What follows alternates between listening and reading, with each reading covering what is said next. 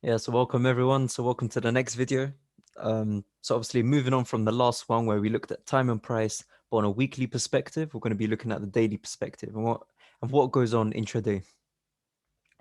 So if you lot have been following my Telegram for the past few months, you're going to be seeing that time and price is so key in my strategy, and it's going to be especially in yours.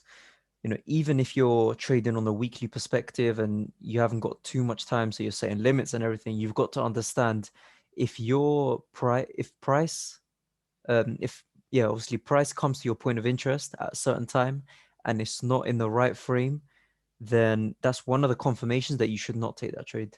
And this is one of the key things that confirms our trades as well. Time and price is so key, and it's just the binding effect of everything in our strategy. Okay. So I'm going to be looking at the UK times. Obviously, please convert this to wherever you live. Say, for example, in the US, you're in Africa, Asia, wherever you may be, just convert it to your time frames as well. But this is what we look at. Asian range. So we've got the Asian session between 12 a.m. midnight to 5 a.m. in the morning. Then London session, the key time is between 8 a.m. to 10 a.m. Then New York, key time as well, 12 p.m. lunchtime to 2:30 p.m. And then the close of the day is for me it's considered after 4 p.m. So when London and New York pretty much closing off, New York is still running, but obviously much less volume because London is closing. But that main session that we're going to be looking for is that London and New York overlap between around 2 o'clock. Sorry, between 12 o'clock and around 2 o'clock. Okay, so let's look at the Asian session firstly. So what are characteristics? You got the least amount of volume throughout the day. As a result, usually it creates a range-bound market. Liquidity will most likely be formed on both sides of the market. As you can see, when there is consolidation, from what we learned in the last section in our consolidation lesson, liquidity is usually formed on both sides of the market. So price can go either way. So usually I would say if you can just stick away from trade in Asian session because there's not that much volatility. There's not many price movements. Uh, but this is what frames the rest of the day. If this session is very active and causes high amounts of movements, just know that New York and London may not be the best time for you to trade. It might not present the best opportunities because we've already seen that form of liquidity and institutional flow during Asian session. What we would usually want in our strategy is for Asian session to be very quiet, create both sides of liquidity, and they're the two checkpoints. Once you get them after 5 a.m., if you see that happening, then you use London to understand, okay, this is what's going on. Now we can get into a trade, and then potentially New York and London to get into trades. Now, the second session. Obviously, London goes on for much further than what I'm stating, but the main zone that we look at is between 8 a.m. and 10 a.m. And of course, the London to New York overlap. That's the key part. But this part's also important as well. In the beginning of the day, or in my day, for example, I'd wake up 7 a.m., get ready to trade, 8 a.m., get on the charts. Usually, it creates a false movement to trick the day traders into the wrong bias. So what you could expect, as seen on the charts, you got that Asian range, that buildup of liquidity. Then between 8 to 10 a.m., you're going to see that high or the low of the day, depending on, obviously, are you downtrending or are you uptrending?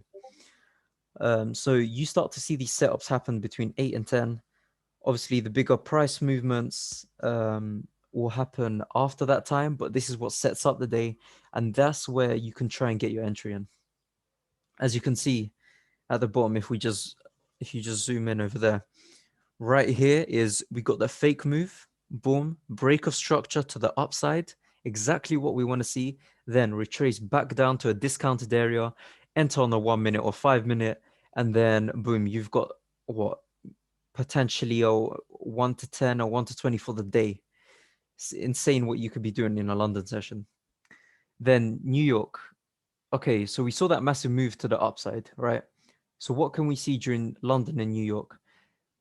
Usually, this is where we see the most volume in the trading day because you've got all the traders from London offices and you've got all the traders in New York offices, obviously putting all their orders in and everything like that. Plus, if you look at volume indicators over time, you're going to see New York and London overlap has the most volatility. So once New York creates the low or the high of the day, New York may give a perfect opportunity for retracement to get into the correct move. Okay, so now we know the fake move was to the downside. Now we got into a retracement in London. And what can we do to double down on this position? We can also enter on a retracement in New York. What will usually happen is price will retrace to like a discount area. But if you see a valid breaker block, as you see here, breaker block and that standard order block, if you just entered on the wick of that breaker block, you would have been in. However, if you're waiting for a discounted area for this day, you would not have been in. Perhaps on another day, you would have been triggered in. And yeah, personally, I would recommend New York London overlap is the best time to trade in the day. Please try keep this, like monitor this time every single day. When it gets to the end of the day, back test what happened and just see the characteristics. If we are in a downtrend, see did it make any moves to the downside as well. Then we've got the end of the day where London closes and New York is starting to close as well after 4 p.m. So it's the end of the trading day.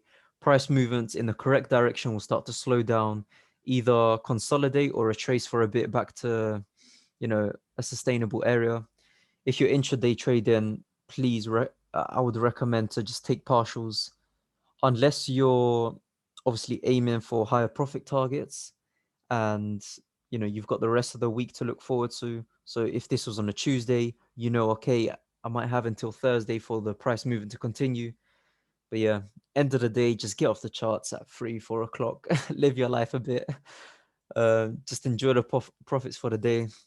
And then just a review of what happened. I mean, this was, I think, a month ago, something like that, on EU.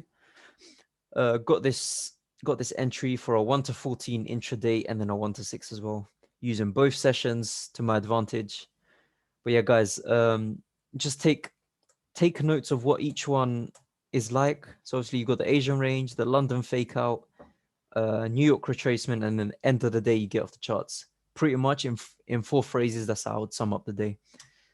Depends what time of the day you are in the week as well.